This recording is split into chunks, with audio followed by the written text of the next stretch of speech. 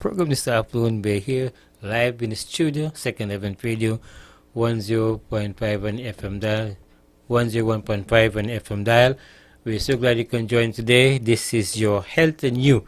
Yes, we are back after a break. Your Health and You. We're back this evening to share with you in a very special way on this topic, developing a healthy lifestyle. So we're glad you're here. Call a friend, call a neighbor. Sit down, have some popcorn, have some water, and just relax and let us talk together about health so we can find ourselves in a healthy position as we seek to be healthy people for the Lord. So I want to say a special welcome to all our friends in Radio Lands, those in Antigua, Barbuda, those in Montserrat, those in St. Kitts, Nevis, also those Far East, those in Europe. Yes, we have folks in Europe, in England, and we have folks in UK, in Maryland, in Florida. Also want to say a big shout out to Brother Herbert there in Baltimore, Maryland. Yeah, he's locked in listening to us. Yeah, he listens to Second Advent Radio. And also to folks as far as Grenada. Yeah, and we have some folks in Guyana and some folks in Barbados, Trinidad. Yes, folks that listen to us. And we also understand that we have some listeners in Africa as well. So we're reaching far and wide with this health message, and we thank God that we're able to reach people with this message of hope. And so call a friend, let them know we're on the air, and we're back, and we hope by God's grace that we can all have a wonderful time today as we get ready for a very informative session today. So call a friend and let know Second Advent Radio is on. You can reach us on 101.5 on the FM dial, or you can reach us on our YouTube channel or online portal. We're here to serve you, so check us out. We're here live on Facebook, so make sure that you tune in, and so we'll bring you something special this evening. I also welcome my co-host Elder Hughes with us this evening. Elder Hughes, welcome. Good afternoon. Thanks for having me on the program, Pastor. Glad to be back. Yes, good. We're going to have a good time tonight as we share with the folks here in Radio Lands. Before we're going to bow our heads, we're going to pray. Can you just say a short prayer for us as we begin? All right, let us pray. Dear Lord, we just want to thank you for being an all-powerful, all-loving God. We pray that you will be with us throughout this program, that you will help us to share the information with everyone, and that they will be enlightened and educated, and that your health message will go far and wide, reaching all the corners of the world, fulfilling your purpose. Amen. Amen. All right, before we begin, we want to remind folks of our key text, Psalms 139, verse 14. I'll praise you before I'm fearfully and wonderfully made, and my soul know it quite well. That's our key text. I'll praise you because I'm fearfully and wonderfully made, and my soul know it quite well. I also want to say a big shout out to some folks I've met in the last few weeks. Somebody met me at my farewell in All Saints, a lady. Okay. She lives in Florida, but she's from All Saints. And I was introduced to her by Sister Martin, and she was saying she listened to me in Florida. Okay. And she's so happy for what she's hearing, and she's also following some of the guidelines. And then just as recent as Thursday, I was at a funeral in Bible Speaks, and this lady came running to me. Well, the first elder for Bible Speaks, he came to them. There's somebody who wanted to see me, and she looked at me and said, well, I heard about you. I've been listening to you on Second Advent on Friday mornings. When we used to have on Friday morning, but she said somehow she's not hearing it now. Yes. I told her, well, we're on Sunday evening, now at 6. So I want to believe she's locked in and listening to us now. And she says to me, look, I'm her inspiration because she's so fascinated by what I'm saying, and she's following what I'm saying, and she's seen what we're saying is correct and is what people need to be following. So that gives me a sense of joy and satisfaction that people are listening. They may not be calling in, but then when they meet you, I met a lady in Gambrel there some weeks ago, maybe a couple months ago, and she heard my voice. She said, you don't want a Second Advent? Yes. And she said, I'm listening to what you say, especially about diabetes, and she's following everything. And she's seen results as she followed them. That's good. You know, and then a gentleman met me, that's a long time ago, and he said he has been following me for over a year now. And he actually came in Second Advent right there at the office there. I met him, we sat and talked, and he was even handing me an envelope with money. He said, I don't want the money. This is thing. And he says, I've been following your guidelines in diabetes, because he's a diabetic. And he said the strange thing is that he's seen results. His doctor is seeing results, but then his doctor keeps saying, I need to reduce your level of insulin or actually take you off, but the doctor don't take him off. I did say, can I test it? No, I cannot take you off neither. Your doctor have to take you off. Right. Right. So, but he has reached a point where he recognized it and he's seen results. He's seen results. And so we want to let people know that you will see result. Now, this guy is saying that it took him over a year now he hasn't fallen.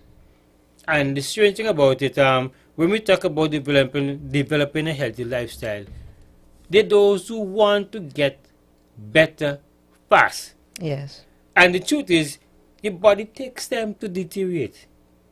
And just as how it takes time to deteriorate, it's going to take time to rebuild. I remember when I was doing my study, we had one of my tutors was explaining that one of his tutor, a gentleman by the name of Dr. Bernard Jensen, one of the leading guys in health, he died now. As a matter of fact, he had a big story to tell because when he was 27, he was dying of prostate cancer. 27. Yeah. And he was in a bed, almost like skin and bone, and no doctors wanted to touch him because nobody wanted to touch him and fail. And there was this Dr. O'Brien who went in and saw him, and he just pulled the sheet from off him and said, "Get up, you're not going to die." And he said, "Put the sheet back on me, look, come and look in." He said, "No worry, you're going to look better." And he nursed this guy back to health. And when he got back to health, he decided he's going to be an advocate to help others. And the gentleman go from place to place, from continent to continent, the USA, Australia, Africa, everywhere, teaching health. And then at age 27, and then he died at 95. He lived to 95. Wow. Mm-hmm. I thought he died young. The way you No. were speaking about it. No, the reason is that why I'm saying because it shows you that even though his situation was like this, you can be helped. And he had the willpower to live. Now, there's some folks want to be healthy, but the willpower is not there to do it. Right? And then he had a patient who came to him one time and he examined her and after analyzing and so on, he said to her, "Look, you're very sick. But it's not impossible to get healing." She asked him, "So how long am I going to take before I get healing?" He said, "About a year." He said, "About a year to have a year?" He says, "Miss, your condition is at this level that it's going to take several doses of these supplements to get you back in shape." And I'm not sure if she stuck with it, but she was upset with the doctor. The doctor said, "Look, hey, it took years for you to deteriorate. Now it could take years for you to rebuild." Restore it. Right, because what I'm giving you is not a quick fix. It's something to build you up, clean you out, and nourish you at the same time. Okay. And that's one thing they remind me of, that I always talk about the food does three things to your body. It provides nutrients, it cleans you out, and it builds you up. Right? The food that we eat. The food that Yeah, we because I often hear you say that our food is our medicine. Right. Yes. Now, a lot of people get upset when they say drugs doesn't cure. But the truth is, drugs doesn't cure. Everybody knows that. It's just take of the symptoms. All right? So, anyway, let's get into what determines good health. Yes, Pastor, when we talk about good health, because maybe person's perception or understanding of health is different, because some of us were raised differently. Right. Some persons were, born into the lifestyle of just eating a lot of fast food, even when they were children. Right. Some persons were involved in or introduced to having natural things in their diet from a young age. So a lot of some persons determine health well as long as I'm not catching the cold or the flu, or I'm not in pain, or I get sufficient sleep, even if that's just 20 minutes of sleep. That's good health for me. Somebody else might have a different perception of good health.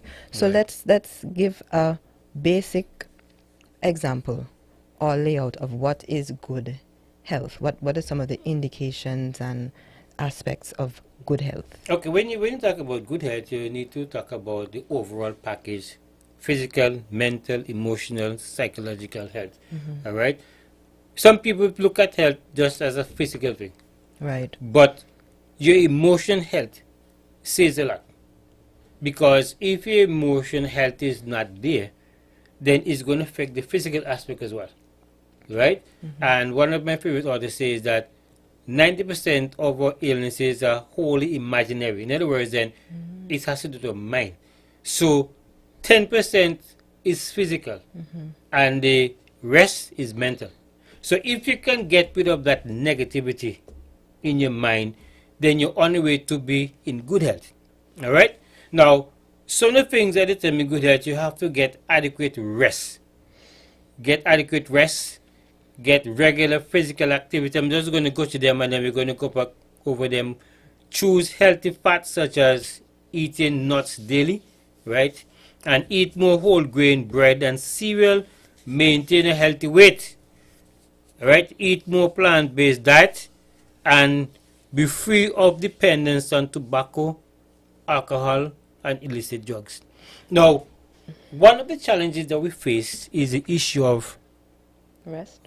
I want to stick up in there, Pastor, because I heard, growing up, we always heard rest and sleep, sleep and rest. And it was a nurse who brought it to my attention. I think I had a doctor's appointment, and the nurse who took my pressure, something like that, she asked me, okay, are you getting enough sleep? I said no, because I was studying at the time. I know I'm not getting enough sleep. She says, are you getting enough rest? So I'm like, I just told you. No, I'm not getting enough sleep. She says rest and sleep are different. Now, sleeping, how did it go? You can be resting, but that rest doesn't mean that you slept. You can just be resting. You could sleep, but then it doesn't mean that you have rested. And she says, have you ever woken up? And I remember this conversation because I remember that's the time when I realized rest and sleep are not the same thing. And she said, have you ever woken up from sleeping and you're still tired? And I'm like, yeah, actually, yes. She said, well, you didn't rest. You just slept. Your body just went into sleep because it was probably tired. But in your mind, maybe you're thinking about things. Maybe your diet wasn't good, so your body didn't really rest. It just slept. And that stayed with me. That was a couple years ago. And that stayed with me, that rest and sleep are not the same thing. So can we talk a little bit about resting and sleeping? Yeah. Yes, resting is different because, look at it. You can be so exhausted that you're not even getting sleep. I remember a couple of days ago, I was just tossing and not getting any sleep. The sleep just wasn't coming because your body was not yet relaxed. Probably I was traumatized from something, and so I'm there just struggling in the bed. And so why did I get up?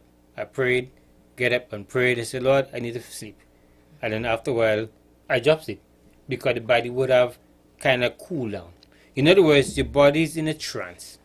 And it could be in a trance for a number of reasons. Why? Probably at late, or probably maybe you had some physical activity, or you would have done quite a bit of work during the day.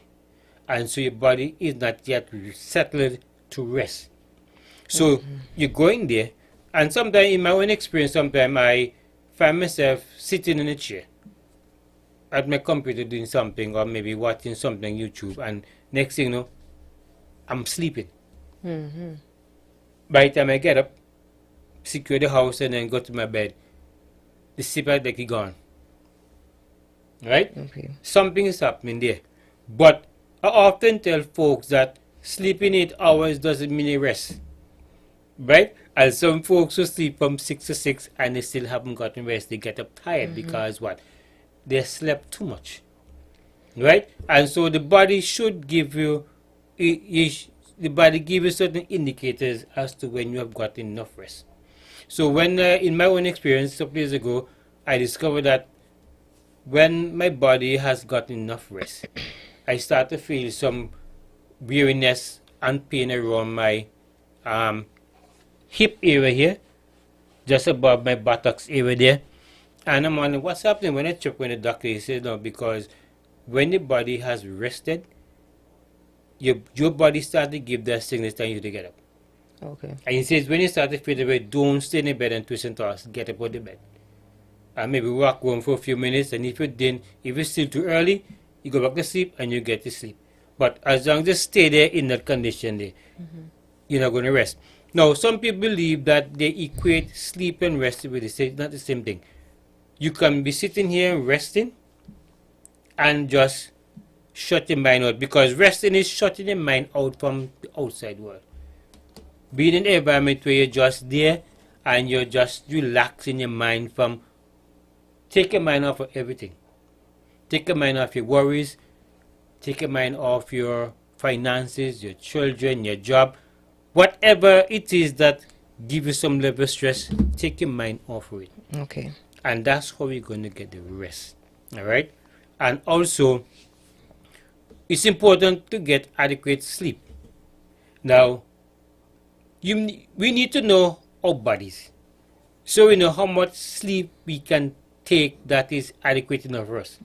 Now, as a rule of thumb, I say to folks, if I have to use a alarm clock to get up, I'm not getting enough rest. So I don't use an alarm clock to get up in any way. It doesn't matter where I'm going. If I have to get up early morning, I'm saying I'm going to sleep at a time where I know I will get enough rest so I can get up. Okay. Right? And I often say, Lord, I need to get up. And trust me, when I tell Lord I need to get up, He wakes me up. If I say I want to get up 3 o'clock, He wakes me up at 2:45. And I always tell folks about the experience I had in school in Jamaica, where you're studying, you're working, and up to 1 o'clock, I'm hitting the books. And I went to sleep and said, Lord, I have to get up because of exam. I need to get myself ready. So wake me up at 3 o'clock. I'm going to tell you this, a true story. I got some sleep, and then when I got up, it was 2:45. And I said, Lord, I didn't want to get up 2:45. I said 3 o'clock. And I literally went back to sleep. And when I got a good dose of sleep now, when I got up, it was 5 minutes to 3. And I said, Lord, I cannot really be presumptuous. Let me get up. And I got up, I did my devotion, and I don't know what happened. From that time until about 6 o'clock, I haven't touched my schoolwork. And I had exam day after. Alright? Had to work in the cafeteria, work in the bakery. So I went to do my exam, and I got, what I got? I think A minus.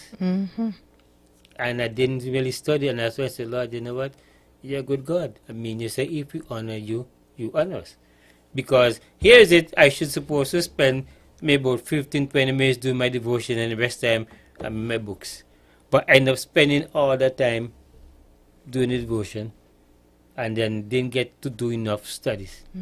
Right? But then the Lord rewarded me into making sure that I get an A minus. Alright? So we're talking about get adequate rest. Now, when you get enough rest, the body also benefits because the body heals itself. While you're sleeping. While you're resting, not while you're sleeping, while you're resting. Right. And that is why they said you're not supposed to eat late. Right. Because the digestive system needs time. Well, the digestive system is basically not working on full throttle like in the day, because the body is looking at restoration. That's true? Yeah. Okay. But then, strange enough, the stomach is still working. Yes, it's working. But the stomach is working and the brain is working, because the brain has to be telling the stomach that there's food that to be digested, so you got to work to digest it. Right. Now, the stomach finally says in a conflict situation that it wants to rest, but it can't rest because there's a load that needs to move from the stomach. And many folks don't seem to understand that. You see, I was told by one of my professors, look, when you rise in the morning, your body is open up for the day. And that's when you eat the most heaviest of meal, because the body wakes up, and then the body has enough time to burn up all that into energy during the day. Okay. By the time you get to midday now, you eat less than what you had for breakfast. By the time you get to supper time now, you eat less than what you had for lunch. So that when the day is dying and the sun is setting, your body now begin to prepare itself to rest. So when you pack in food after 8, 9 in the night, you cannot go to sleep before that food has been digested, which means that you're talking about going to sleep by midnight, 1 o'clock. That's when you need to go sleep, midnight, 1 o'clock. But the folks say, Pastor, as soon as I finish, I'm going because I gotta go. Yeah. But they don't know the damage that they're doing to the stomach because the stomach is being overworked. And so they're not resting. Right? That's why you talk about what determines good health. You must get adequate rest. And even though you get sleep, the sleep you're getting because niggeritis set in. So, okay, let me tell you what happened. When the stomach is full, almost all the blood from your body, including the brains, everything is centered in the stomach to help with the digestion of food. Okay.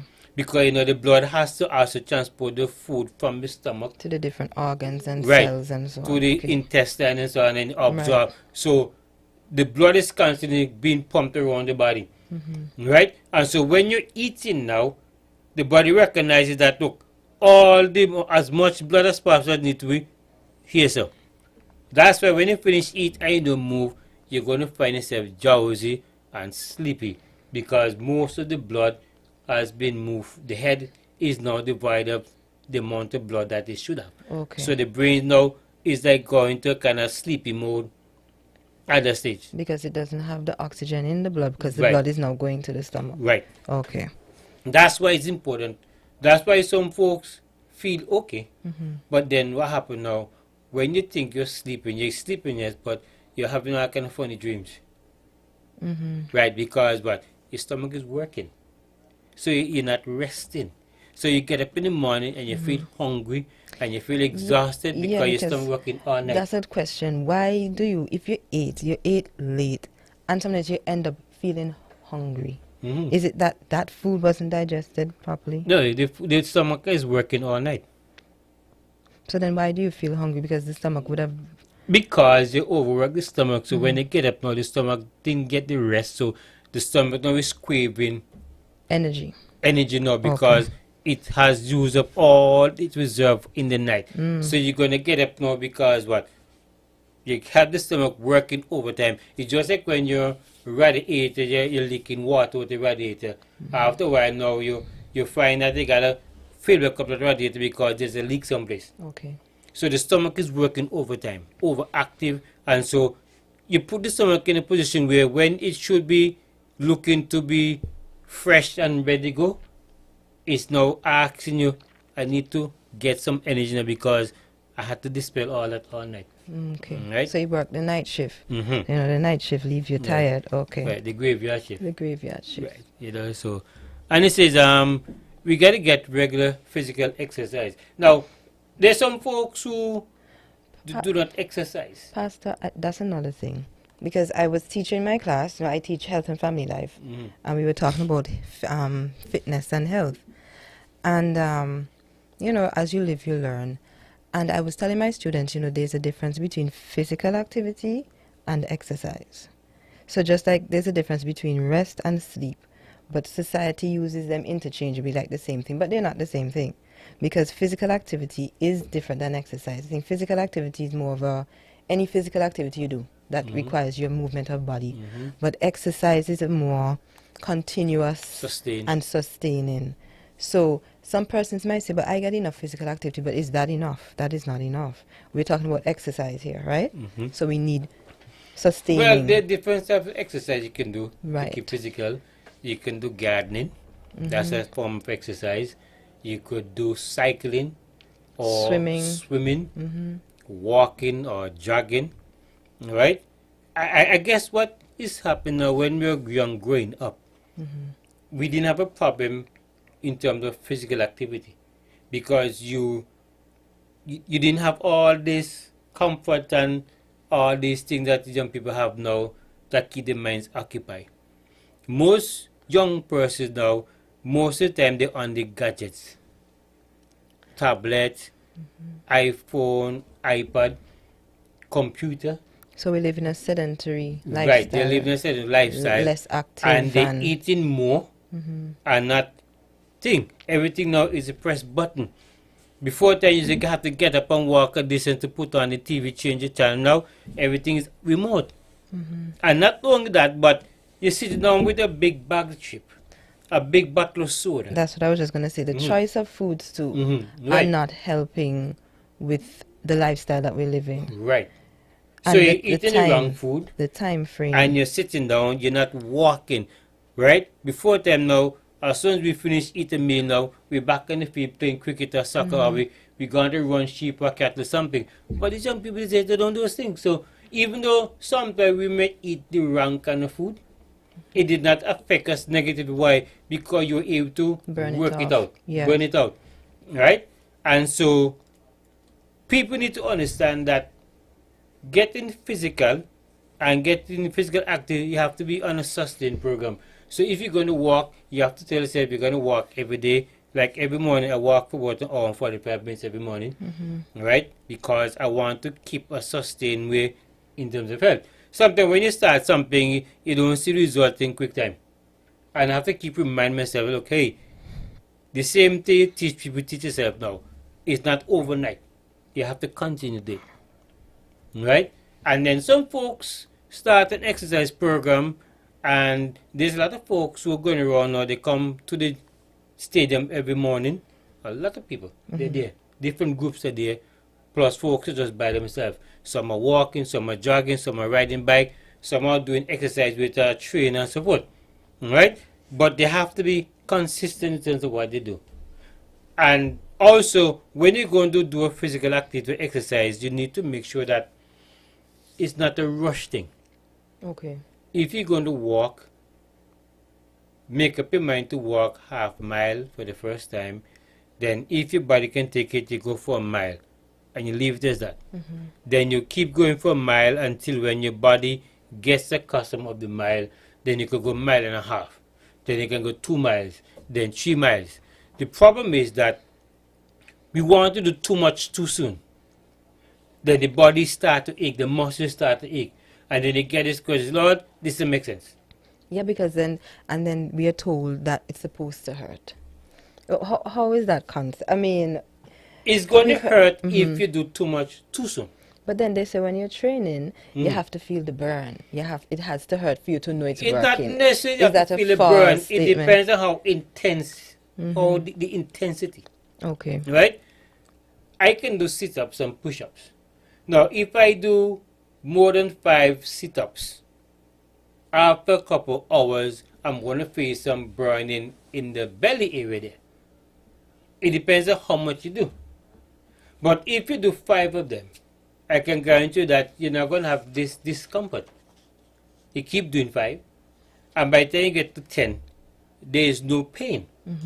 Because there are folks who will do 40 sit-ups, 40 push-ups, and they don't have any pain. Why? Because they take it gradually.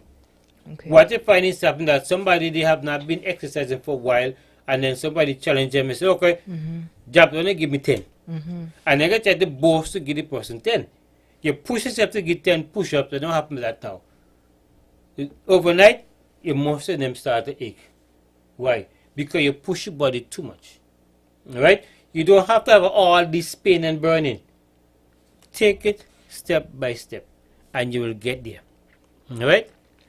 Now, there are those who work in offices and who have a sedimentary lifestyle where they're doing more sitting than anything else. They don't need to eat as much as other people. They need to eat less food. Drink less. Eat less ice cream and all this stuff. And all this cake and so on.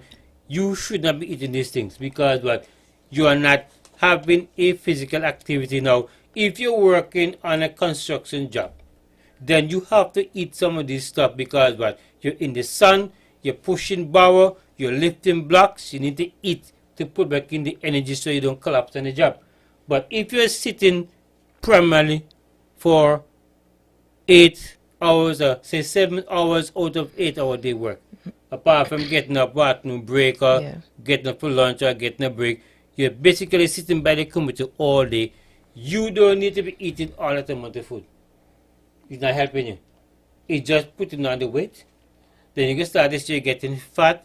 And if you notice, I mean, if you observe people carefully, especially those who go to the fast food places, these people are obese, they're overweight, because they go to the fast food place and they're eating all this fat that's, what you call now, settles in the system. Fat that solidifies. The unfriendly fat. Right. And then on top of that now, you have a tumbler full of soda. Soda pop. That you're gobbling down. And you keep doing that. After a while now, you're going to see all these things just pushing out anyways. Because what? You're eating, but you're not putting out the energy that you're supposed to put out. And then there's the time factor, because a lot of times we are caught up with a busy lifestyle.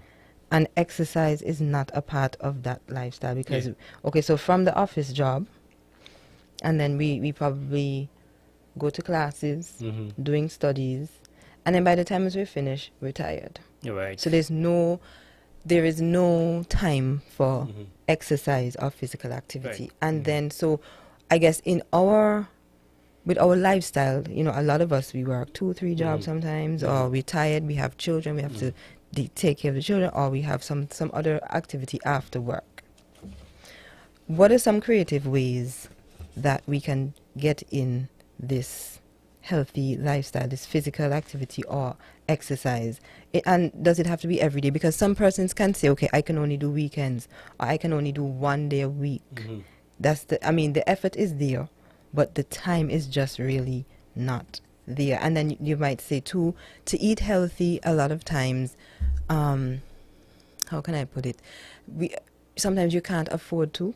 Yes, we know local fruits and vegetables are affordable. Sometimes those are costly too. So some persons will say it's quicker and cheaper to buy something that I can just eat. So all of those. So we have to come up with some creative. But it takes time. Everything takes time. And okay, the same thing that you're consuming, we say you don't have the time to, and somebody else prepare it now. They take the time to prepare it. Yeah, because they have time. Yeah, but I'm saying you might not have the time. When it comes to your health, it has to be important for you to take the time. So in other words, then okay, you have a very busy schedule, so you have to look at everything and say, okay, well, I have to take this amount of time to do this, do that. But then you have to look at your health now, because when your health breaks down, you're going to have to pay attention and take the time off. Right. And things that you didn't want to do, you're forced to do it now because the doctor says, look, your condition is so bad now that you must, and he's going to send you to a dietitian, he's going to send you to a physical therapist, he's going to send you to exercise personnel now. Yeah. Because what? All these personnel have to come now to put you on a regimen to get you back in shape. I know folks normally say this is expensive, that expensive, but sometimes I beg to differ in a sense in terms of, okay, what some folks want to do, they want to maintain buying the same stuff they buy all the time, plus buying other stuff.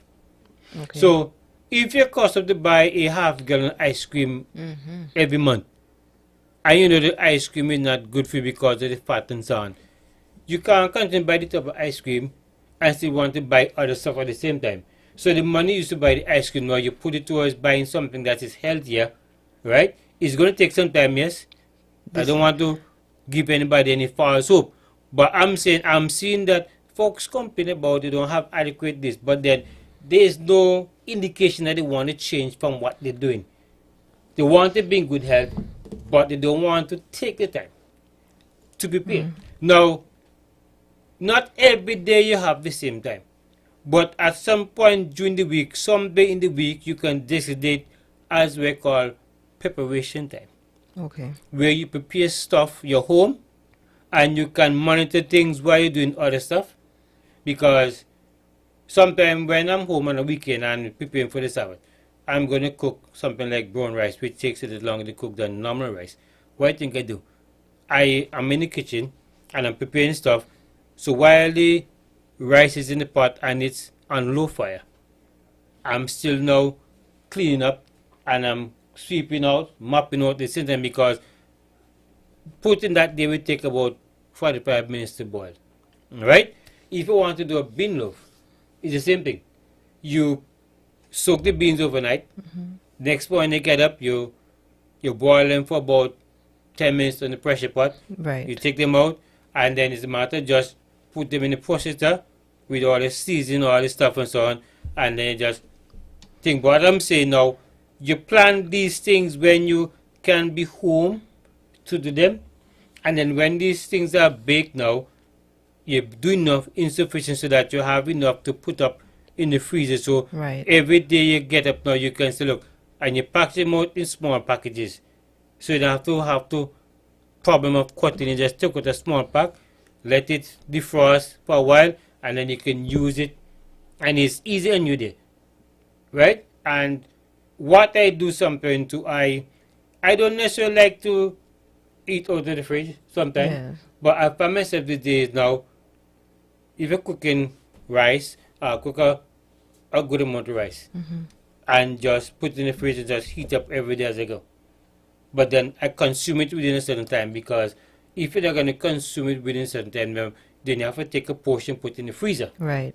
But since I don't like freezer stuff so much, because sometimes you put rice in freezer, come out the freezer, it's kind of mushy. Soggy, yeah. Right. It loses. So what you do, you make sure you have adequate packaging and put them in there, and then every day you're going to maybe you skip rice, maybe eat macaroni, maybe eat potato something, but then you plan. So meal planning Plan is important. comes in, and I'm also seeing that, and I know several persons have been asking that even the churches begin to do courses or even just programs where persons can be educated with some of this information, because a lot of people just don't know where to begin, with, as you said, doing a bean loaf and how you can have it in the freezer or the fridge to help along. Some persons just generally don't know, okay, what are some of the foods I can purchase? What are some of the meals that I can prepare? So I'm hearing that meal planning and the time taken to plan your meals, and also the methods of preparation, because that has something to do with it too. Frying, of course, with oil is less healthy than maybe you see steaming and so on. So people also need to know that, because frying is quicker. And as we're talking about time, people say, well, I can just fry something and it's done. But it's not necessarily the healthiest. No. I can do potatoes, as you said, maybe roasted potatoes is healthier than, what should I say, the scallop with all the cheese or the mashed potato with all the butter. So it's meal planning and also education as to the nature of the preparation. Yeah, but you can do these things now without losing this stuff, because you can just, for instance, like the air fryer sweet now. potato, you could apart from the air fryer, you could dice the Irish potato or the sweet potato, and you starter them. Okay. Use a non-stick pan, and you put in your garlic, your onion, whatever you want to put inside, and you put on low fire, and just keep turning it all the time. And we still then cook, and it's healthy. It doesn't have any fat in it. It doesn't have all this stuff in it.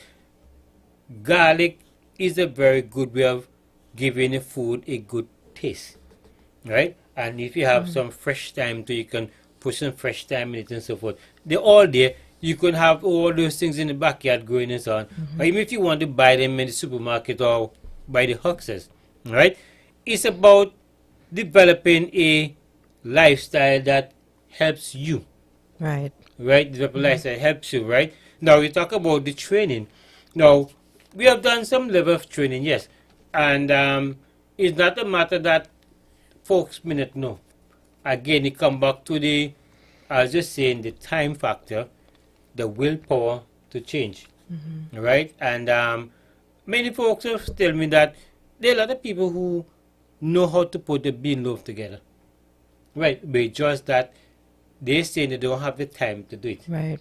Right? And it forces them now to do certain things, and then when they go to the doctor and they get a checkup now, the doctor start to talk about your system now. When you go to the doctor, say you're diabetic now, or you're hypertensive now, or you have this problem now, you start to scratch it out, what I'm going to do. Right? And when a doctor says to you that you're diabetic, that does not define who you are at the moment. Okay. And some at the people see present moment, diabetes as a death sentence No, because they think it can't be cured. they think that when the doctor tell you today you're diabetic or you're pre, that's defining who you are for tomorrow. No, that is determining who you are today.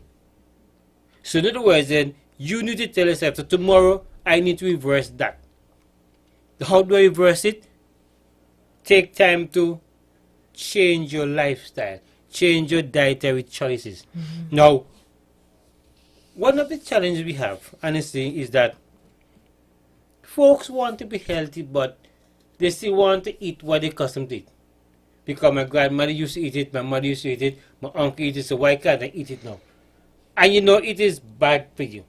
Alright? Now, you say choose healthy fats, such as nuts and so on. So you can use your almond nut, you can use your walnut, your cashew, and for those who are able to peanut, and hazelnut, brazil nut, pecan nut. Also, you can make a nice loaf using pecan. Pecan loaf. And Pastor, those nuts are expensive. Yeah, but I'm saying even though they're expensive, right?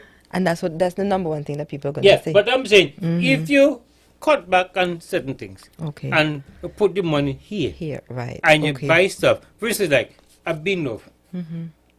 A bean loaf is not that expensive to put together. You may, normally, you have to use 3 different types of beans to get the required nutrients. Okay. So you might use red beans, pinto beans, or lentil or something lentil, like that. split peas, or black beans, and you bring all together, and then to make it even more richer and a little more crunchy, you could use some walnut in it. All right? Now, when I said that, when you take the time and you say, well, if Sunday is the time when you have time at home to do certain things, then you say, no, Sunday I'm going to take this Sunday to do certain preparation. So it becomes easier. Now, when you buy the different peas, you might spend maybe $10-15 to get the amount of peas you want. All right? When you compare that to buying a box of chicken, the box of chicken may cost how much? $15, $20? When you say chicken, the raw chicken to cook, Yeah, or the raw already chicken. cooked? The raw Okay, chicken. like maybe a pack might cost $10. Right. Drumsticks or whatever. So when you compare, maybe $1 or $2 difference now. When you cook a pack of drumettes or drumstick or leg quarter, whatever, all right, that may finish within a day or two, or the same day. But when you do a bean loaf now, a bean loaf could come out now in about 4 or 5 pounds of loaf you get there. And you have some that you're going to put up. You can eat all the time. So then you're going to be eating bean loaf every other day, every week, for the next 2 months because you had enough put up.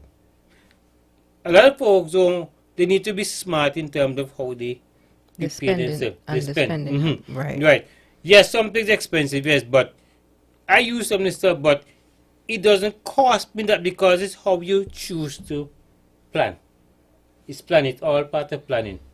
Some people don't plan to eat healthy because fast food is what makes them and sustain them. And it's quicker and hassle-free for them. And we die fast. So now when we say choose healthy fast, now we want to avoid, and we're talking about how to determine good health.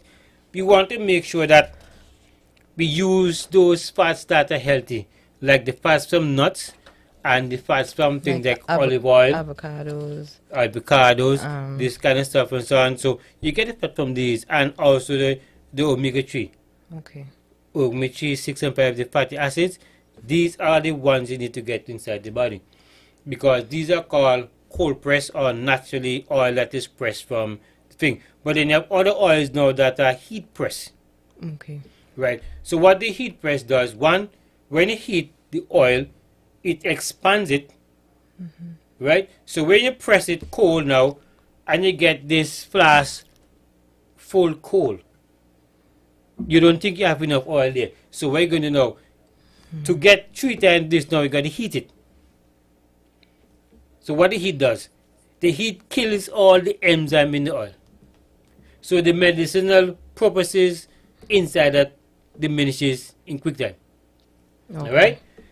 What you get in the store now, in terms of cooking oil, as long as it has been heated, it's going to solidify at room temperature. Right? And so what you see there at room temperature, when you heat it now and become liquid, when you ingest it now, when it gets in the body now, it returns to solid. That's why you have clogged arteries and so on. Okay. Atherosclerosis when you call it there, right? And that's why sometimes after a while now, not overnight, but after years of living that kind of lifestyle now, you start to have symptoms of shortness of breath and heart not working properly. And by the time the doctor check it now, there's a blockage somewhere going to the heart. And then he has to open up now. And when he open up now, that's what he's getting there in the vein, all this thickness. Yeah, All right? I'm seeing a picture here. It's like it's a clog, like when something is Right. clogged up. So it's just like a pipe. Right. Over the years, I mean, things running through the pipe, Mm. and you didn't really take time out to maybe Flush it. flush the pipe, and do a drain cleaner. Right. So then you find now when the plumber has to come in, and the plumber might take off the fixture, you're seeing all this stuff in your pipe. You're seeing symptoms. You're seeing the You start to see symptoms and where the clog the and- water blub, blub, blub, blub, blub, Right. not going on fast, and you're not paying attention because of the fact that It's built you up. you might come in here, you may do all kind of stuff, and things get away by accident sometimes. Somebody shave their hair, and things are getting in. Some by accident, some by will, but at times you have to think. What I do nowadays, before things get bad, I go on and take out my my drain pipes and I clean them out on a regular basis. Or you just buy the stuff in the liquid plumber. Sometimes you do that, but if you don't have the Those time or to do they it, say you to- just the chop there's a chopper on it. Right. You just loosen them, put a big thing on it and loose it so any water falls on it falls inside, not on the thing itself. Because some of these cupboards are made of chipboard Right. that as soon as water get them, that's it. Right? And then you open them up. So the same when it comes to the body, you have to always, and you see, it comes back again to the fourth point now, eat more whole grain bread and cereal. So you should have a diet high in fiber, low in fat. And Right. I noticed that it said whole grain bread Mhm. and not necessarily white bread, because No. sometimes, and white bread is more common. Yeah, because that's what we grew up That's what we with. grew up with, and Right. it's cheaper. Because if you look in the store, white bread costs less than like the wheat bread. Right. So you would gravitate more because But of cost Look to at the the disadvantages now. exactly. When you eat the white bread now, Mm-hmm. it is refined, it doesn't have any nutrients in it, and it clogs to the intestine. It clogs. So that's why some people are constipated because they're eating white bread.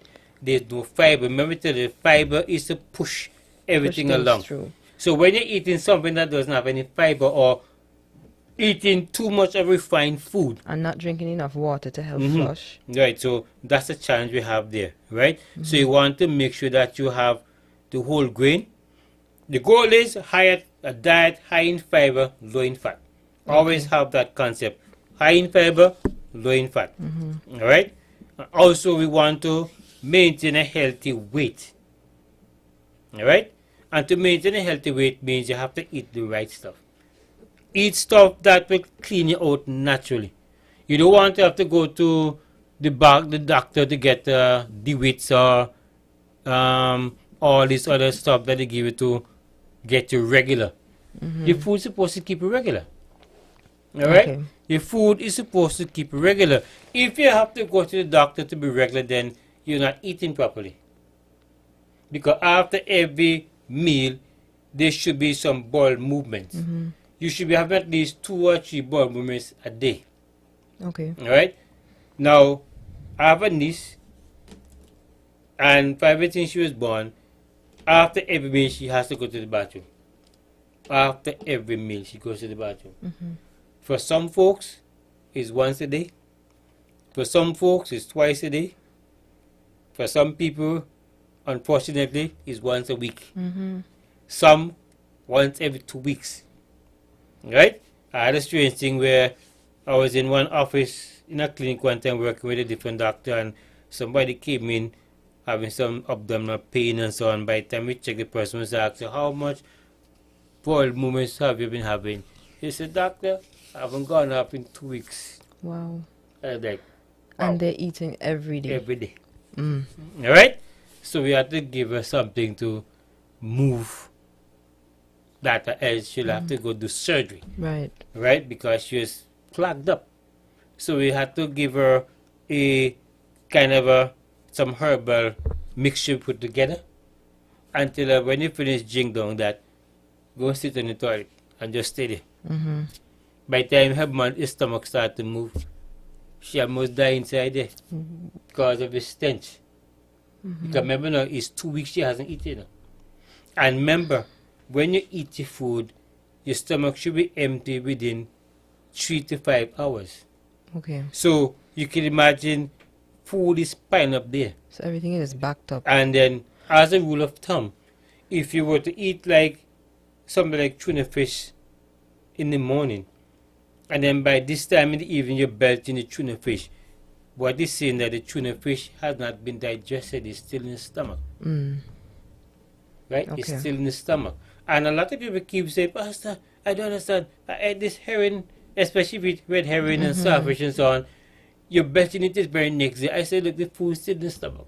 The breakfast still in the stomach, and they can't understand. Mm-hmm. Because you're belching it. And sometimes you're not only burping, but you're also bringing up particles of the food and feel it in the mouth and tongue and so on. And it's like, and then you have this kind of burning because the acid or the digestive juices in the stomach is not doing enough job, so that the acid is burning the windpipe coming back up.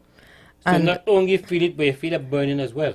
And amazingly, it has to be that, because they said the acid in the stomach is one of the strongest acids in Right. the world. So if your food is not being digested by Acid is some of weak. the acid, That is weak. the acid is weak. Is weak, Or even it- though it is strong enough to burn the esophagus. And often you use the illustration of the battery. The car battery is there, and you swing the ignition, and it's not starting. But then when you take the battery off to examine it, and some of the acid gets on you, it burns you. And you say, how come it's burning me? But it's not, because what? It will burn you because there's no protection on your hand. Now, the stomach has a lining so that the gastric juices stomach do not affect the stomach. Okay. But then when the less, that's the muscle that closes off when the stomach is full. When it opens involuntarily now, the acid that is weak to digest the food now comes up, and it burns the esophagus because the esophagus is not lined like the stomach. Right, to handle that sort of. Right. So Okay. that's why I feel it burning. So that is what causes this acid reflux. Right. Mm-hmm. Okay. Now the acid reflux happens because that muscle open up involuntarily. It's supposed to close. Mm-hmm. And why it opens? Because it's the weakest point in the digestive system. The next area is the duodenum, that muscle below the stomach, between the stomach and the small intestine. That muscle closes tight. And what happens now, your stomach is like a pressure cooker. And where the steam come from? Not below, on top. That's why you find, when we talk about we're fearful and wonderfully made, the Lord knows what you're doing, because your body shuts down when it senses danger. That's why folks regurgitate or they vomit. Because what? When you vomit, the body, the brain sends a signal to the stomach, say, hey, there's something in the stomach that can't go any further down. So that muscle closes off. And then this one gets weak, because what? The stomach is boiling over, so it's putting pressure here, and so that's why I call the least esophagus sphincter, because it's the least resistance you're getting from there, so that it opens up. And that's why sometimes, a couple years ago, I feel want to vomit, and I'm trying to hold it back. And trust me, it was one of the worst things you try to do. They think almost like you want to go through every part of your head. Because it wants to come out. It Right. needs to get out. Right. So the least gets weak, and you tend to hold it in, but by the time this least open up, it needs to just open up and let it out. That's what happened. The body is saying, hey, what is happening is not adequate yet to go any further down. So therefore, we got to send it back up. Okay. That's why people vomit and so on. Right? For some people, though, they do not vomit. The thing may pass through undetected and into the intestine. And then when it gets in the intestine now, it causes the intestine to spring more water than it should, and then now you have what called diarrhea. Okay. Diarrhea is when there's something in the small intestine that is causing the intestine to spring water. Right? And when it springs the water now, it has to get to the system. That's why you go, and as soon as you sit in the toilet, whoosh, everything comes in my turn. And depends on how much it is now, you're going to find yourself sitting there and keep going all the time until that poisons out the system. Until the poison gets out of the system, you will not stop, the diet will not stop. It is something that is triggering off the intestine to keep producing the water. So as long as that is not abated, you're going to find it keep going and going until when you reach a point where you think, well, all your, because these people say the instrument, in other words, all intestine is like at the edge of the anus coming out. It's not that it's there, it's just that how it feels because of the pressure. And then what happens too is that it disturbs the flora of the gut. When you say flora, because some people might be wondering what is that, they've heard it. The give a highlight. What is the flora? It has to do with the friendly bacteria. Okay. They are friendly bacteria and harmful bacteria. The friendly bacteria are there to help with the whole maintenance of the digestive system, the intestine and so on. So when you have diarrhea now, inadvertently now, the friendly bacteria along with the bad bacteria now, they all expel. So that's why you need to always replenish Right. yourself. So you use what we call Electrolytes, things like coconut water, electrolyte or probiotics. Right. This kind of stuff. Or a quick way to get it done is to use yogurt. Yogurt. The yogurt having probiotics and in it. cultures, active cultures, Right. and those And things. if you Okay. are not able, if you're lactose intolerant or you're not able to use dairy products, then you can get it in capsule form, Okay. right, to help with it and so forth, right? Now we see what time is almost gone. 2 minutes to wrap Time. up. So, Okay. so what we say now, to maintain a healthy diet, then we need to get adequate rest, get Regular Right. physical activity. eat more whole grain. If you have to use fat, use The friendly fats. the cold compress. Cold compress. You go to the supermarket, you look for those all that are marked cold press. Right? First cold press means that they were pressed naturally, they're not heated, because the heated stuff expand and it kills the nutrients that are there. Alright? And you want to eat more, or you want to maintain a healthy weight. Yes, it's important that, because there's certain issues you might develop because of overweight. Then you want to eat more plant-based food.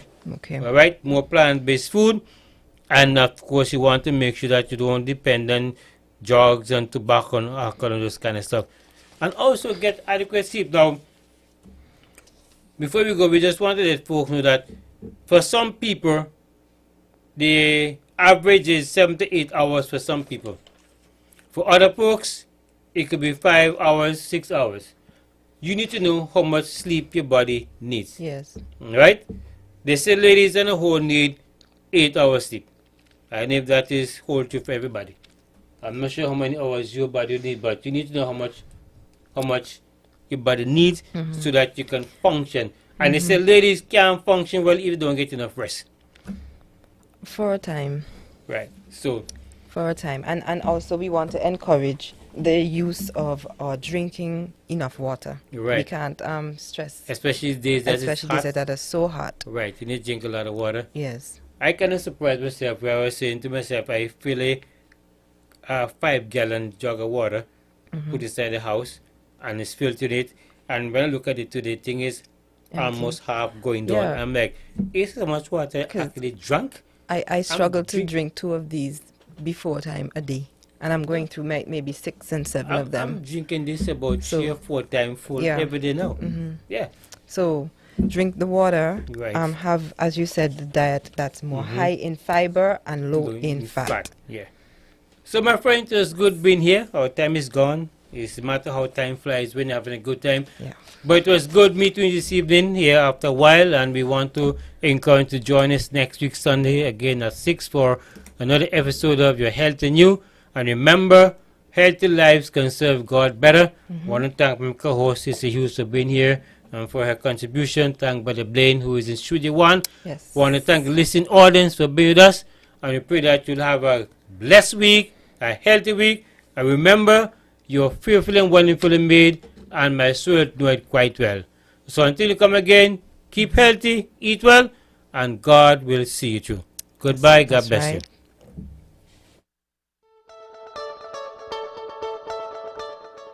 Thank you for listening to Your Health and You. I do hope that this health session was meaningful and informative. Remember, the Lord's desire is for you to be healthy and prosperous. Be blessed.